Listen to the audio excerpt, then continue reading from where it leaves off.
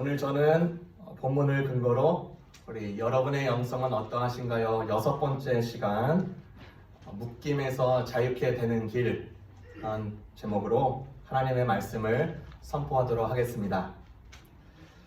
오늘 본문에서는 예수 그리스도의 선포를 통해서 우리 안에 끊임없이 자리 잡고 우리를 묶으려고 하는 두려움과 원망과 슬픔이 궁극적으로 어떻게 승화되는지 예수님을 통해서 가르쳐주고 있습니다. 첫 번째는 포로된 자에게 자유를 선포하십니다. 즉 두려움에서 사랑으로 우리를 승화시키겠다 말씀하십니다. 고도원의 그 순간순간의 충실이라는 글에 이런 대목이 있습니다. 순간이 영원으로 이어집니다. 순간순간의 허술함이 인생을 허술하게 만들고 순간순간의 충실함이 인생을 충실하게 만듭니다. 그 아래 부분은 생략을 하겠지만 저는 이 글을 통하여서 주석을 좀 가하자면 이 대목을 더하고 싶습니다. 순간순간 우리가 직면하는 두려움은 우리의 인생을 두려움 덩어리로 만듭니다. 여러분, 성경을 보시면 두려워하지 말라라는 부분이 굉장히 많이 나오는데요. 365번 나옵니다. 즉 우리는 1년을 365일 사니까 이것으로 대입해 보면 하루에 한 번씩은 우리 안에 두려움이 몰려오고 있겠구나 라고 생각할 수 있습니다. 즉 두려움은 우리 삶에 굉장히 밀접하게 관련돼 있고 연관돼 있고, 그래서 우리의 삶을 위로 향하게 할지 아래로 향하게 할지 판가름을 내는 강력한 도구임에 틀림없습니다. 우리는 혹 두려움을 극복하기 위한 방법으로서 내 자신의 처지가 나아지면 또 상황이 나아지면 극복하리라 믿는 경우가 굉장히 많습니다. 거기에 대한 신념도 가지고 있을 때가 굉장히 많습니다. 과연 그럴까? 인도의 설화 중에 이런 내용이 있습니다. 어떤 마술사가 쥐를 키우는데요. 이 쥐가 어느 날 두려워 떠는 모습을 바라보게 됩니다. 자세히 봤더니 고양이 앞에서 벌벌 떨고 있는 쥐의 모습이 너무나 불쌍해서 이 쥐를 마술을 벌여서 변화를 시킵니다. 고양이로 변화시킨 거죠. 그래서 이제 고양이답게 잘 살고 있는데 어느 날 또 버들버들 떨고 있는 모습을 보네요. 그래서 자세히 관찰하고 보니까 개 앞에서 버들버들 떨고 있는 이 고양이의 모습을 보니까 너무나 불쌍하게 여겨서 이제 그 고양이를 개로 변신시킵니다. 그래서 어느 날 잘 살고 있는데 또 며칠이 지나고 몇 달이 지나고 나서 보니까 버들버들 떨고 있는 그 모습을 보니까 또 그 앞에 직면하고 있는 개체가 있으니 호랑이인 것이에요. 그래서 내가 너를 호랑이로 변신시켜주겠다. 그래서 호랑이로 변신시킵니다. 또 그 다음날에 떨고 있는 이 호랑이의 모습을 보니까 무엇에 떨고 있느냐? 사냥꾼의 엽총에 떨고 있는 모습을 바라보게 됩니다. 마술사가 이제 포기하면서 이렇게 한마디 합니다. 내가 아무리 해보았자 이 두려움으로 끝나지 않으므로 너는 별 수 없는 쥐새끼다. 다시 쥐로 돌아가라. 그래서 쥐로 돌아갔다는 인도의 설화가 있습니다. 여러분, 우리 현실의 두려움은요, 내 처지나 상황이 이전보다 나아졌다라고 하더라도 어디에나 끊임없이 찾아오고 있는 강력한 존재하는 힘과 같다라는 것입니다. 실질적으로 세상의 신문과 뉴스를 채우는 이슈와 기사뿐 아니라 우리 현실 세계에서 쏟아져 나오고 마주하고 있는 두려움이 참 많습니다. 배우자나 집이나 직장이나 친구나 나를 후원해주는 자들이 얻지 못하면 나는 어떻게 될 것인가? 해고당하거나 병들거나 사고가 나거나 친구를 잃거나 결혼 생활이 잘 안 풀리면, 그리고 혹은 전쟁이 터지면 어쩌나, 끊임없이 우리에게 다가오는 의제입니다. 이런 의제 속에서 예수님은 무엇이라고 말씀하시는가? 제자들에게 이런 부분을 하드 트레이닝을 시키십니다. 큰 풍랑을 직면한 제자들이 너무나 두려운 나머지 예수님께 우리를 살려달라고 고백을 합니다. 그러자 예수님은 두려워하지 말라.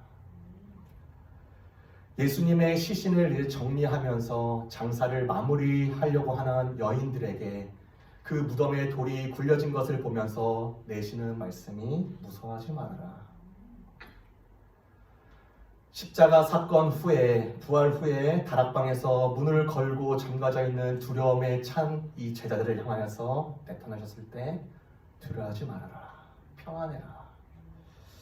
여러분, 저는 이 말씀을 보면서요, 굉장히 불편하고 좀 꺼림직한 이렇게 마음들이 들었습니다. 예수님은 하나님이시니까 두려워하지 않지만 사람이니까 두려워해도 좀 맞지 않나요? 누가 끝까지 두려워한다고 했나요? 내가 두려움을 좀 느끼다가 예수님께서 좀 도와주시고 예수님의 손이 느껴지시고 예수님의 역사가 느껴지면 사라지는 거 아니겠습니까? 라고 말할 수 있습니다. 그런데 예수님은요, 단도직입적으로 두려워하지 말라라고 하십니다. 왜 그럴까요? 두려움은 또 다른 두려움을 계속 낳기 때문입니다. 애초에 두려움의 싹을 잘라버리시라는 예수님의 의도가 거기에 담겨져 있습니다. 우리가 많이 두려워하는 이유 중에 하나는 외부적인 요인도 많겠지만 내 스스로가 답을 찾지 못했을 때, 그리고 찾을 수 없다라는 이 불가능을 직면했을 때 두려움이 커집니다. 믿음을 흔들려는 생각이 하루에도 두세 번씩 오고, 주변과의 관계가 엉클어져 있으니까 이것이 어떻게 나에게 피해가 올지 두려워하고, 현실적으로 내가 페이먼트를 어떻게 이것을 다 감당해 줄 수 있을까? 자녀들을 어떻게 교육할 수 있을까? 노후 대책을 어떻게 마련해야 될까? 모든 상황대에서 우리가 답을 가지고 있다면 그 순간 편안해질 수 있지만, 답을 못 찾을 때 오는 이 무기력에서 오는 이 두려움, 이런 모든 두려움의 의문들에 대해서 영적 진리가 있습니다. 두려움에 가득 찬 의문들은 결코 사랑에 찬 답으로 이어지지 않는다는 것입니다. 우리 예수님 우리에게 오셔서 모든 두려움의 밀물과 썰물의 같은 상황에서도 항상 우리에게 기억하라고 말씀하십니다. 나는 하나님의 사랑을 받는 자녀다. 이 사실을 항상 잊지 말라고 말씀하십니다. 내가 하나님의 사랑을 지금도 받는 자녀라고 이 참 정체를 잊어버리는 순간에 삶의 길은 계속 잃어버릴 것이고 읽는 가운데 진행될 것입니다. 우리가 두려움으로 갈 길을 잃기 시작하면 이제 우리는 두려워서 매사를 자유가 아니라 두려움 때문에 하기 시작하는 모습을 보게 될 것입니다. 그럼에도 불구하고 하나님의 자리를 내고 사랑의 음성에 거하면서 붙드는 자는 그 두려움의 파도를 타게 됩니다. 그래서 사도 요한은 이렇게 고백합니다. 온전한 사랑이 두려움을 내어 쫓는다.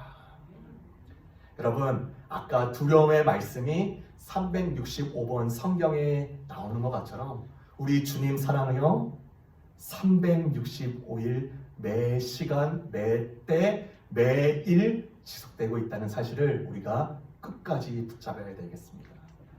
그분의 사랑은요, 라이브 방송처럼 실시간의 사랑입니다.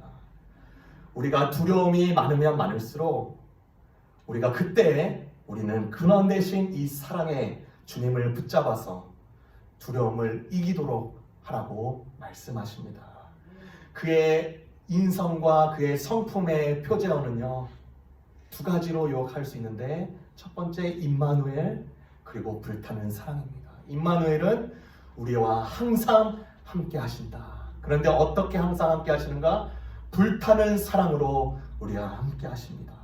그래서 포로된 자에게 자유를, 이 메시지는 두려움에서 사랑으로 우리가 다시 한번 이렇게 발돋우며 다시 한번 승리할 수 있도록 우리를 이끌어 주십니다.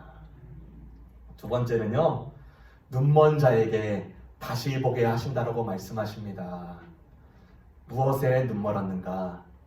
원망을요, 감사로 눈뜨게 하십니다. 원망을 감사로 눈뜨게 하십니다. 제가 예전에 전도사 시절 때 목회자 세미나를 참석하는데 이제 방 배정에 이제 여러 기라성 같은 담임 목회자들과 같이 한 방에 배석하게 되었습니다. 그러니까 전도사 이제 겨우 배우는 막내, 그리고 중견, 그리고 대형 목사님들의 한 방을 쓰는데요. 이분의 목회 스토리를 제가 이렇게 잘 듣게 되었습니다. 그중 한 분이 목회를 하시다가 선교지에서도 목회를 하셨는데 어느 날 이 성도분과 그렇게 되면 안 되는데 무언가 이렇게 껄끄러운 관계가 됐다는 것입니다. 목사님이시니까 성도를 끝까지 품고 참아주고 그 모든 요인에 대해서 용서를 구하고 그래도 끝까지 이 성도와의 관계를 잘 유지하려고 노력했다는 그 메시지였는데요. 그런데도 이 성도는 그 화가 안 나는 거예요. 그 목사님의 아주 조그만 부분도 계속 태클을 거시고 시비를 거시는 모습이 계속 노골적으로 나왔다는 것입니다. 야, 내가 참아야지. 근데 이 목사님이 워낙 운동을 하셨던 목사님이에요. 유도를 전공하셨던 목사님이니까 얼마나 몸을 쓰면 얼마나 쉬울까 이럴 때 이렇게 불쑥불쑥 에너지가 나오지만 그때마다 눌렸던 그의 모습이 있었다. 그런데 그 성도가 하루는요, 모르겠습니다. 어떤 역사 때문에 그런지 몰라도 이 성도가 공사판에 있는 큰 짱돌을 가지고 이 목사님의 차를 던져서 유리창을 깼다는 거예요. 그거에 무너져가지고 이 성도를 그냥 업어치기 한 판을 했답니다. 그래서 시원하다. 그때 당시는 시원하다 했는데 그날 이후로 3개월 동안 기도가 확 막혀버려요. 그리고 그렇게 보인 그 자신의 모습을 원망하기 시작했다. 여러분, 원망은 차가운 분노입니다. 뜨거운 분노가 차가워지면 마음이 무정해지고요. 삶이 엉망이 됩니다. 차가운 분노는 삶이 나를 실망시켰고 내 고난이 억울하고 내 불만이 속수무책이라는 깊은 감정과도 같습니다. 그래서 헨리 나우에는 삶의 가장 못돼 먹은 속성 중 하나가 원망이다라고 평가를 합니다. 이 원망은요, 용서를 구하지 못하게 하고 기쁨이 사라지게 만들어버립니다. 그리고 이 원망이라는 이 캐릭터는요, 항상 내면의 깊숙한 곳에 꽁꽁 숨어 있어가지고 원망에 찬 사람들도 정작 자신이 원망에 찬 사람이라고 인식하지 못하는 경우가 많다라고 말을 합니다. 여러분, 이스라엘 광야 40년의 여정을 한번 보십시오. 쉽습니까? 하나도 쉽지 않습니다. 광야에서 40년. 자, 저는 광야에서 이 일을 버텼는데 미칠 것 같더라고요. 네. 그런데 40년 말도 안 되는 일입니다. 먹을 거와 입을 거, 마실 것을 어떻게 구해야 될지 모르는 상황에서 친히 하나님께서 그들에게 베풀어 주십니다.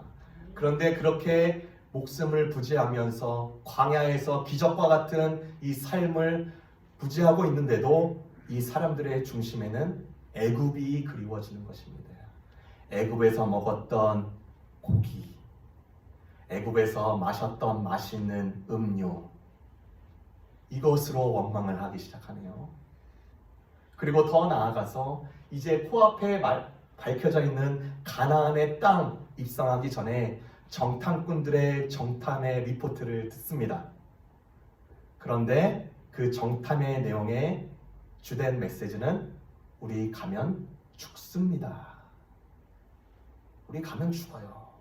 하나님의 이 메시지를 듣고 나서 하나님의 반응은 죽는다고? 그래, 너희 죽을 거야. 광야에서 죽음을 허락해 주셨습니다. 고린도전서 10장 10절에 무엇이라고 말씀하십니까? 저희 중에 어떤 이들이 원망하다가 멸망시키는 자에게 멸망하였나니 너희는 저희와 같이 원망하지 말라. 여러분, 원망은요 파괴적인 악성 종양과 같습니다. 원망은 또한 네거티브 컨버러입니다. 믿음과 소망과 사랑을요 두려움과 의심과 경쟁심으로 바꾸는데 이 컨버러, 원망을 사용합니다. 그래서 계속적으로 말씀 가운데 빌립보서 2장 14절에는 모든 일을 원망과 시비가 없게 하라. 또 야고보서 5장 9절에는 형제들아 서로 원망하지 말라. 그리하여야 심판을 면하리라. 보라 심판자가 문 밖에 서 계십니다. 여러분, 심판자 하나님이요 문 밖에서 무엇을 듣는다고 하시냐면 원망을 듣는다고 하시네요. 원망을 듣는다. 가인과 아벨을 통하여서 이 원망을 어떻게 감사로 치환시키고 승화시키는지 우리에게 참 교훈을 줍니다. 가인은요 원망으로 눈이 멀었던 자입니다. 하나님께 드려진 이 제사를 통하여서 내 제사가 받아들이지 않으니까 이 동생 아우를 원망하기 시작합니다. 못마땅하게 여기고 탓하고 불평하며 노골적으로 미워한 결과 돌로 쳐 죽이는 일이 생깁니다. 그런데 이 하나님께서는요 이 가인을 끝까지 그래도 붙들어 주시네요. 그의 원망의 렌즈를 벗겨버리십니다. 하나님이 어떤 분이신가를 이 가인이 배우게 됩니다. 그 과정을 통해서. 그래서 그가 후에 에녹성, 하누크, 헌신이라는 성을 지면서 하나님께 봉헌하는 이 모습에 그의 삶의 결말로 드러납니다. 즉 감사로 하나님께 제사를 올려드리는 이 가인의 모습을 통해서 원망이 감사로 치환할 수 있게끔 하나님께서 인도해 주셨다. 실질적으로 원망의 반대말은 감사입니다. gratitude, 어원으로는 라틴어로 gracia, 이 말 많이 들어봤죠? gracia, 은혜라는 뜻입니다. 내가 은혜를 받았으니 하나님께 감사하는 것이 마땅하도다. 원망은요 우리를 깎으시면서 조각해 가시는 하나님의 손을 목복의 눈을 가리지만 감사는 그 과정을 세세하게 보도록 우리의 눈을 열어주십니다. 마지막으로 눌린 자를 자유롭게 하신다고 예수님께서 선포하셨습니다. 즉 슬픔에서 기쁨으로 바꿔주겠다라고 말씀하십니다.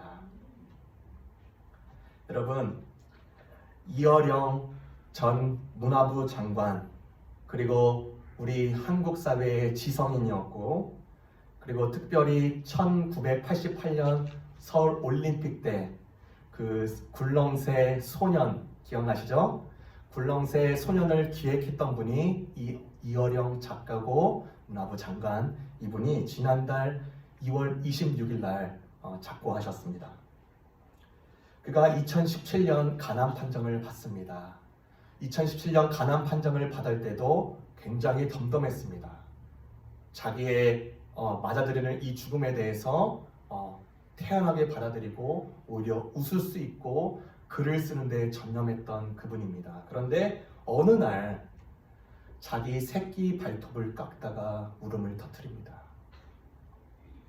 80년 세월 이상을 나의 몸뚱이를 버티고 지탱해 주어 거의 마모되다시피 한 이 새끼 발톱이 너무나 처량해 보이니까 그 모습을 보면서 꺼이꺼이 울음을 터뜨린 것입니다. 마치 새끼 발톱이 자기 모습과 같다 이렇게 깨달은 이유겠죠. 그 이어령 전 장관이 이렇게 자녀 중에 첫째 딸이 있습니다. 이 첫째 딸은 LA 지역에서 검사를 이렇게 역임했던 딸입니다. 그런데 이 가족 중에서 이 딸에게 먼저 믿음이 들어갔습니다.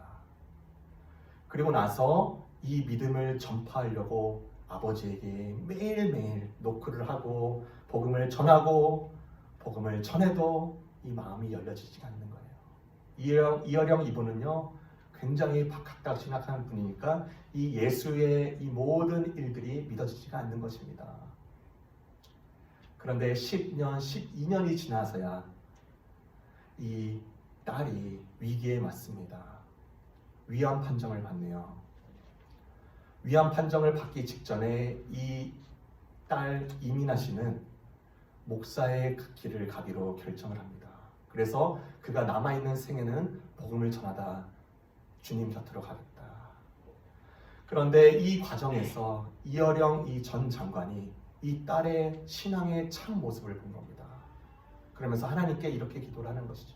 하나님, 이제 이민아 저의 딸이 시력도 이제 없어지고 이제 죽음을 다가가는데 만약에 하나님이 살아계신 것이 분명하시다면 제 딸을 낳게 해주십시오. 그때 당시 이제 시력을 거의 잃을 때였을 때인데 그 기도가 하나님께 응답이 되었습니다. 그래서 이민아 이 목사님이요 시력을 온전히 되찾게 됩니다. 그 과정 가운데 이제 이어령 작가가 하나님을 믿게 되게 됩니다. 그리고 나서 이제 지난달 2월 26일 날 몇 주 전에 인터뷰를 하는 것입니다. 죽음 직전에 인터뷰에서 이제 삶의 마지막을 향해 가는데 슬프냐냐고 물어봅니다. 근데 이어령 작가가 이제 이렇게 말을 합니다. 나는 글을 쓰는 자로서 죽음에 대해서도 많이 글을 썼습니다. 그리고 그 죽음을 많이 보고 주변의 이웃들을 통해서 많이 사유하게 되었습니다. 지금은 내가 지금 이 순간에도 죽음에 대해서 글을 쓰면서 내 인생을 마무리하니까 참으로 기쁩니다. 이렇게 말하더라고요. 여러분, 이 이어령 씨의 모든 삶에 있어서 부분 조각으로 상실이 굉장히 많았죠. 이 상실은 이 이야기가 이어령 씨만의 이야기가 아닐 것입니다. 우리 모두에게도 상실의 부분이 많이 있습니다. 즉 인생의 슬픔을 상실이라고 말할 수 있는데 이별을 통한 친밀함의 상실, 폭력을 통한 안전의 상실, 배신을 통한 친구의 상실, 전쟁을 통한 가정의 상실, 굶주림과 더위 추위를 통한 복지의 상실, 병이나 사고를 통한 자녀의 상실. 그리스도인들에게는 이 상실을 경험했느냐 안 했느냐가 중요한 것이 아니라 이 상실을 어떻게 살아낼 것인가가 더 중요하다는 것을 우리가 알고 있습니다. 세상은 그냥 무시해라, 마음을 단단히 먹어라, 울음을 참아라, 떨쳐버려라 말하지만요, 성경은 그리고 우리 예수님은 당당하게 이렇게 말을 합니다. 애통하라. 애통하는 자가 복이 있다. 그런 자는 하늘의 위로를 맞이할 것이다 라고 마태복음 5장 4절에 그렇게 말씀해 주고 있는 것입니다. 애통은 상실의 고통을 내 마음 깊숙한 곳에 들여놓고 용기를 내어서 이 상처를 인식하고 느끼는 것입니다. 울며 아파하고 소리쳐 따질 수 있는 이 자유에 대해서 받아들이는 것이 애통인 것입니다. 여러분, 슬픔을 진정 애통하기 시작할 때 이 슬픈 눈물이 우리의 영을 녹여서 하나님의 위로하심과 더 나아가 기쁨의 새 역사와 새 지경으로 이끄심을 보게 될 것이라고 우리 예수님은 그렇게 말씀해 주고 있는 것입니다. 마치 이어령 작가가 죽음의 글을 쓰면서 찬 기쁨으로 글을 남겼듯이 우리 예수님 예루살렘을 보면서 내가 암탉처럼 너희를 병아리 된 너희를 얼마나 품으려고 내가 그것이 얼마나 되었느냐라고 눈물을 흘리면서 애통했던 그 예수의 눈물이 마침내 십자가를 통과한 이후 기쁨으로 우리를 사셨다라고 당당하게 요구하시는 것입니다. 그래서 이사야 61장 3절에서는 시온에서 슬퍼하는 사람들에게 슬픔 대신 기쁨과 즐거움을 주고 근심 대신 찬송을 주어 그들이 여호와께서 심은 의의 나무와 같아서 그의 영광을 나타낼 수 있도록 하기 위함이다라고 고백합니다. 여러분, 포로된 자에게 자유를, 눈먼 자에게서 다시 보게 함을, 또 눌린 자를 자유케 하시는 이 예수님이 우리의 주인이고 하나님이십니다. 두려움을요 사랑으로 바꾸시고, 원망을요 감사로 바꾸시고, 슬픔을 기쁨으로 바꾸시는 참 하나님, 그 하나님이 나의 하나님, 우리의 하나님 되십니다. 기도하겠습니다.